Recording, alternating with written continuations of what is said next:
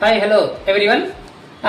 ఎన్ని competitive exams కైనా ముఖ్యంగా ఏపీఎస్సీ గ్రూప్ 2లో కానీ మరియు గ్రూప్ 4లో కానీ మరియు డైట్ లెక్చరర్ కానీ మరియు బీఎడ్ కానీ ఎన్ని దాంట్లోనైనా ఒక అంశం అండి ఇండియన్ హిస్టరీ. సో ఈ ఇండియన్ హిస్టరీ చాప్టర్స్ చెప్పబోతానండి. ఆ చాప్టర్స్ ప్రకారం చదవండి, మంచి స్కోర్ చేస్తారు. సో ఈ ఇండియన్ హిస్టరీ 3 విభాగాలు ఉంటుందండి. ప్రాచీన భారతదేశ చరిత్ర, మధ్యయుగ భారతదేశ చరిత్ర, ఆధునిక భారతదేశ చరిత్ర. రైట్. ఈ ప్రాచీన భారతదేశ చరిత్రలో ఏమేమి ఉంటాయంటే టాపిక్స్ వేద యుగము, సింధులోయ నాగరికత, మరియు జైన మతం, బౌద్ధ మతం, గుప్త సామ్రాజ్యం, మౌర్య సామ్రాజ్యం, మరియు హర్షవర్ధనుడు విజయం. ఇవి ప్రాచీన భారతదేశ చరిత్ర అండి.